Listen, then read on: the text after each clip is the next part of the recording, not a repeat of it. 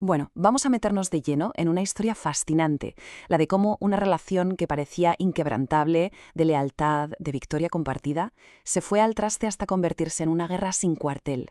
Es, ni más ni menos, la historia de cómo unos aliados se convirtieron en adversarios. A ver, si viajamos a 1763, la escena es increíble. Los colonos americanos se sienten británicos hasta la médula y vamos, orgullosísimos de serlo. Están en plena celebración, ¿eh? Acaban de conseguir una victoria aplastante junto a la madre patria en la Guerra de los 7 años. Lo que se respira en el ambiente es unidad, un sentimiento de, oye, estamos construyendo un imperio juntos. Y ahora, ¡boom!, damos un salto de solo 12 años. 12. Y esa misma gente, los mismos que brindaban por el rey, ahora están en guerra abierta contra Gran Bretaña, luchando, literalmente, por sobrevivir.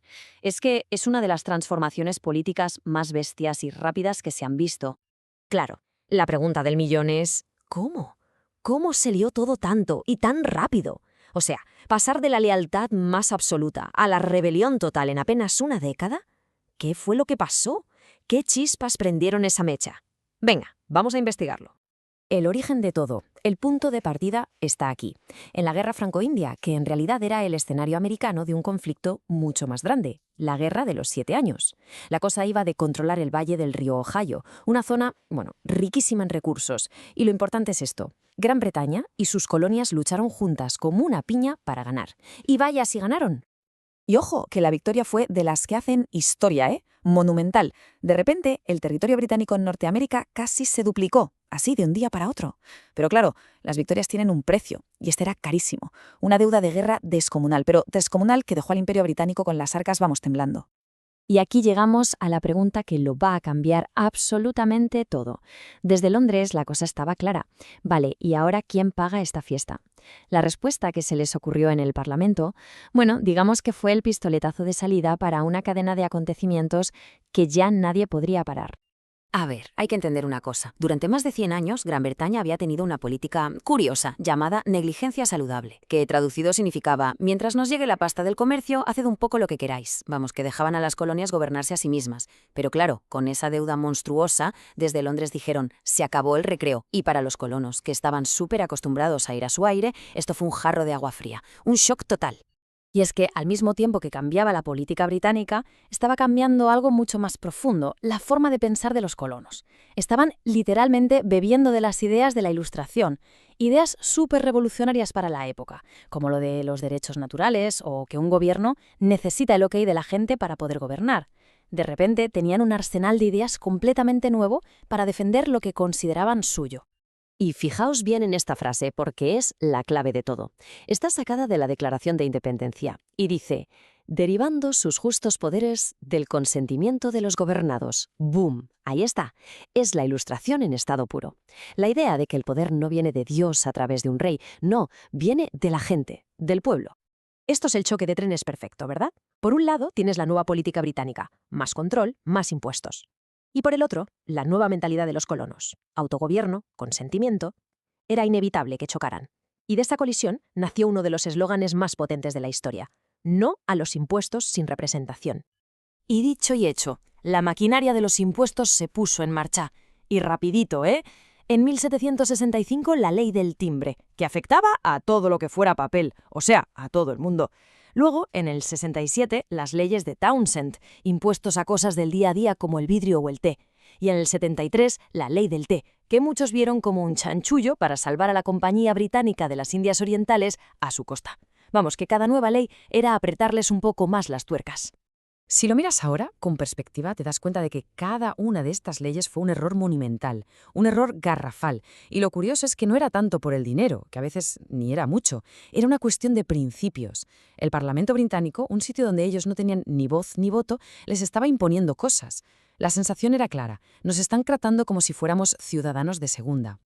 Y claro, la respuesta de los colonos no fue quedarse de brazos cruzados, ni mucho menos. Fue una respuesta organizada, potente y muy contundente. Empezaron a surgir protestas masivas por todas partes, boicots a los productos británicos que hacían un daño tremendo al comercio, se crearon grupos como los Hijos de la Libertad que se coordinaban a través de los llamados comités de correspondencia y tampoco se cortaban un pelo a la hora de intimidar a los que iban a recaudar los impuestos. Para colmo, imaginen la escena. ciudades como Boston llenas de soldados británicos, los famosos casacas rojas, patrullando para asegurarse de que se cumplían las nuevas leyes. La tensión era brutal. Se podía cortar con un cuchillo. Y claro, tanto va el cántaro a la fuente que en marzo de 1770 todo explotó. La violencia estalló en plena calle. Hablamos de la famosa masacre de Boston. Empezó como una trifulca entre un grupo de colonos y unos soldados británicos y acabó con 5 civiles muertos. Pero lo más importante de todo esto no es solo lo que pasó, sino cómo se contó. Este grabado de la izquierda es de Paul Revere. Es una obra maestra de la propaganda. Muestra a los soldados disparando a sangre fría contra gente indefensa. Obviamente, esta imagen prendió la mecha de la indignación por las 13 colonias. El siguiente gran episodio es el motín del té de Boston. Los colonos, hartos, tiran un cargamento entero de té por la borda. La respuesta de Gran Bretaña a esto fue la gota que colmó el vaso, definitivamente. En 1774, el Parlamento sacó un paquete de leyes de castigo. Los británicos las llamaron leyes coercitivas. Para los colonos, el nombre era otro, y mucho más acertado desde su perspectiva: las leyes intolerables. ¿Y por qué intolerables? Pues porque esto ya no eran multas o impuestos. No. Esto era un ataque directo a su forma de vida. Pensemos un segundo. Les cierran el puerto de Boston, que era el corazón de su economía. Les disuelven su propio gobierno, el que ellos habían elegido. Ponen el sistema judicial bajo control británico. Y, por si fuera poco, les obligan a meter soldados en sus casas. La cosa ya no iba de dinero, iba de control total. Y así llegamos al 19 de abril de 1775, en un pueblo llamado Lexington, en Massachusetts. Las tropas británicas iban de camino a confiscar un arsenal de los rebeldes y sonó un disparo. A día de hoy nadie sabía a ciencia cierta quién apretó el gatillo, pero ese disparo se conoce como el tiro que se oyó en todo el mundo. La Guerra de la Independencia había empezado. Pero, ojo, aquí hay un detalle súper importante que se nos suele pasar por alto. Incluso con la guerra ya empezada, para un montón de colonos, probablemente la mayoría, el objetivo no era la independencia. ¿A qué es curioso? Lo que querían era reconciliarse. Todavía se sentían británicos, solo que británicos a los que se les había tratado injustamente. Buscaban que les devolvieran sus derechos, no romper con la corona. Pero el rey Jorge III no estaba por la labor. Rechazó todas sus peticiones de paz. Y entonces, en enero de 1776, apareció un panfleto que lo puso todo patas arriba. Se llamaba El sentido común, de un tal Thomas Paine. Y la genialidad es que no era un texto para académicos, no. Estaba escrito para la gente de la calle, con un lenguaje súper directo y potente. Su argumento era demoledor. La idea de que un continente entero fuera gobernado por una islita a miles de kilómetros era sencillamente un disparate. De repente, la independencia dejó de ser una locura radical para convertirse en algo de puro sentido común. Con este cambio total de mentalidad en el aire, el Segundo Congreso Continental dio el paso. Encargó que se escribiera una declaración formal de independencia. Y empieza con unas palabras que, han pasado a la historia. Afirma que hay ciertas verdades que son evidentes por sí mismas. Verdades universales, que todos los hombres son creados iguales y que tienen ciertos derechos que son inalienables, que nadie se los puede quitar.